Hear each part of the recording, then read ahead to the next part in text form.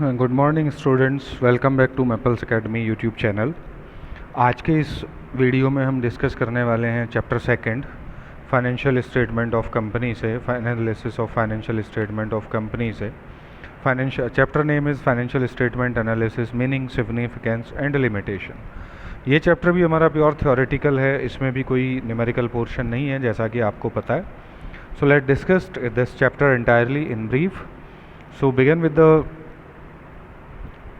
definition. According to Fanny and Miller, financial analysis consists in separating facts according to some definite plan, arranging them into groups according to certain circumstances, and then presenting them in a convenient and easily read and understandable form. तो फैनी and Miller के हिसाब से financial analysis क्या है? Separate करना है facts को according to some definite plan. जो हमारा प्लान है, हम क्या यूज़ करना चाहते हैं, अरेंजिंग उनको ग्रुप में अरेंज करना, और अकॉर्डिंगली जो सर्कमस्टांसेस हैं उनके हिसाब से डेटा कन्वीनियंट फॉर्म में और इजी अंडरस्टैंडेबल डेटा प्रेजेंट करना है। वी कैन से, और in general analysis of financial statement refers to critical examination of financial information contained in financial statements, that is balance sheet and income statement. तो क्या है ये? It is the examination of data given in balance sheet and statement of profit and loss. The complex information is divided into simple parts to yield valuable relations from same or from different financial statements. तो जो complex information होती है उसको easy understandable convert करना. The process of establishing relationship and interpretation of different components of financial statement so as to understand about the operating and financial position of a business is called analysis of financial statement. यानी कि हमारे जो major items हैं, that is balance sheet और statement of profit and loss, उनको हम इस हिसाब से एनालाइज करते हैं ताकि कोई एक लेमैन भी उसको इजीली समझ सके. What are the objective? Why do we do this? First one is to know the earning capacity और प्रॉफिटेबिलिटी. तो हम अपने डेटा को एनालाइज करके इस चीज़ का एक एस्टिमेशन करते हैं कि हमारी प्रॉफिटेबिलिटी और अर्निंग कैपेसिटी क्या है. The profitability position and earning capacity of business may be computed on the basis of financial statements, which is an indicator of efficiency and success of a business enterprise. तो हमारी जो profitability data है वो हमारे success को बताता है. All the external end users of financial statement, including investors and potential investor, are interested in knowing the earning capacity. कोई भी बंदा जो बिजनेस में पैसे लगाना चाहता है by way of buying the share, तो वो आपकी अर्निंग कैपेसिटी देखेगा, पास्ट देखेगा आपका कितना अर्न किया है. Second one is to know the solvency. Solvency means the financial health. Company जो कर्जा ले रही है क्या उसको पे ऑफ कर पाएगी? तो कोई भी जो डिबेंचर होल्डर है या कोई और लेंडर है, definitely they will check the solvency. जिसको हम उधार पैसा दे रहे हैं क्या वो इस पोजीशन में है कि वो हमारा पैसा लौटा पाएगा. So let's discuss. Solvency of an enterprise refers to ability of an enterprise to pay back its short term and long term liabilities well in time.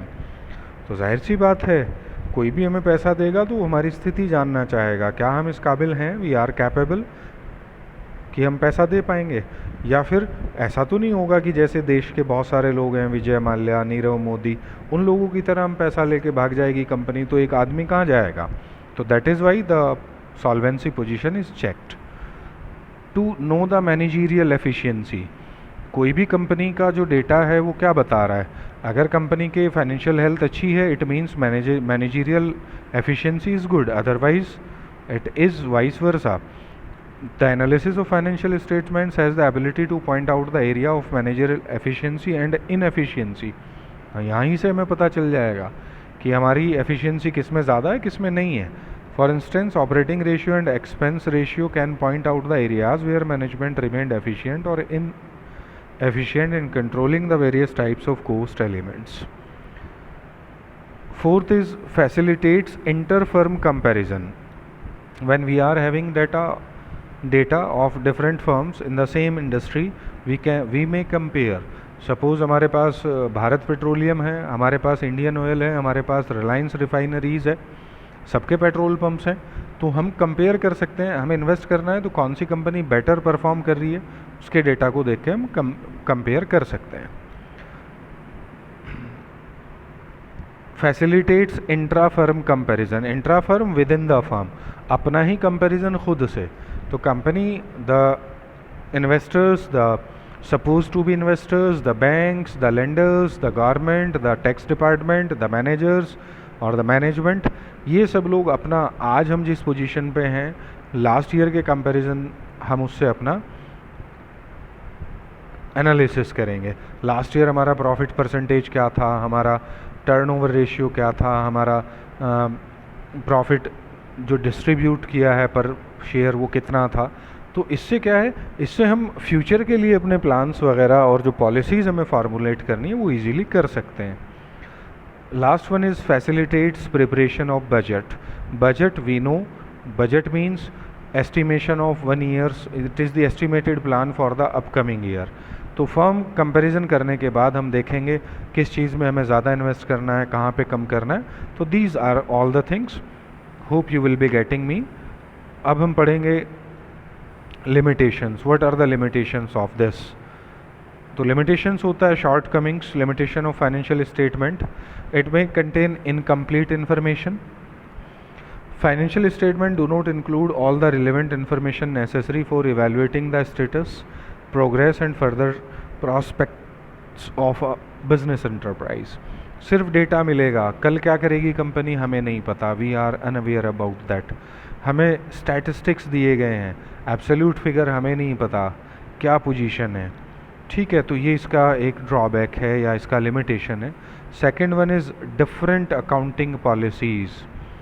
There are, we have studied in 11th accounting procedure, cash based accounting, accrual basis accounting और charges of depreciation, straight line method कोई use करता है, कोई diminishing balance method use करता है। तो because of that various concepts and convention of accounting affect the values of assets and liability as shown in the balance sheet and profit as shown by the statement of profit and loss।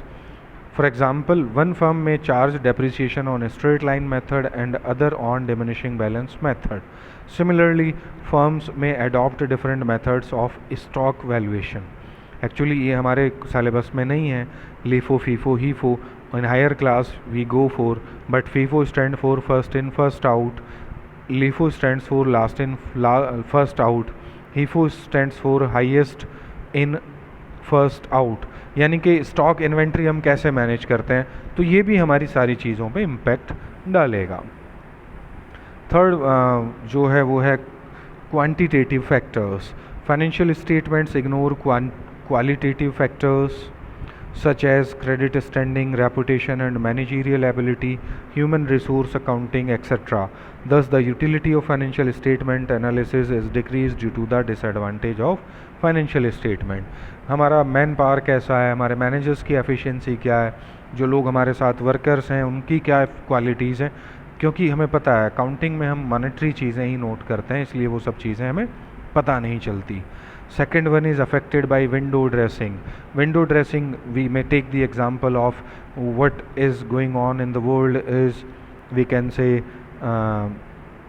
makeup studios। वो जो एक आदमी जैसा होता है उसको उससे बिल्कुल डिफरेंट लुक दे सकते हैं, तो वही हम अकाउंटिंग में विंडो ड्रेसिंग कहते हैं उसी चीज़ को। मीन्स जो चीज़ें हैं नहीं वो आपको शो करना। Some businesses concern use window dressing for their financial statements to show better financial position on the date of financial accounts।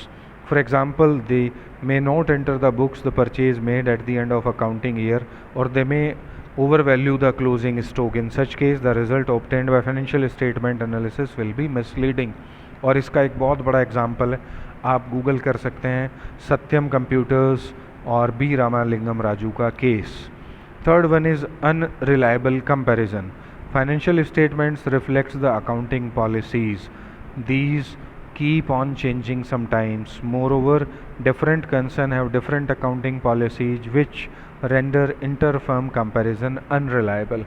अभी बताया था कि सबकी अपनी अपनी पॉलिसीज़ और प्रोसीजर्स होते हैं, तो उनसे भी हमारा डेटा जो है मिसलीडिंग हो सकता है। Difficulty in forecasting. Financial statements disclose data which is basically historical in nature, that is, it tells what has happened in past. हमें पता है अकाउंटिंग में हम हिस्टोरिकल कॉस्ट कॉन्सेप्ट पे ही चलते हैं. These statements do not give future projections since continuous changes take place in the demand of product, trade policies, position of competition, etc. But no estimate based on the analysis of historical data can be made for future. हाँ, ideas लगा सकते हैं, कितने successful होंगे we can't say. Last one is lack of qualitative analysis. Financial statements records only those transactions and events which can be expressed in terms of money. But there are many factors which are qualitative in nature and cannot be expressed in monetary terms. These non-monetary factors do not find any place in the financial statement, such as reputation of business, cordial management, labor relationship, efficiency of management. तो ये चीज़ें भी बहुत बड़ा factor और role player होती हैं, but ज़रूरी नहीं है कि उनसे हमें डेटा से वो पता चले. तो this was the chapter 2. Thank you. Have a good day.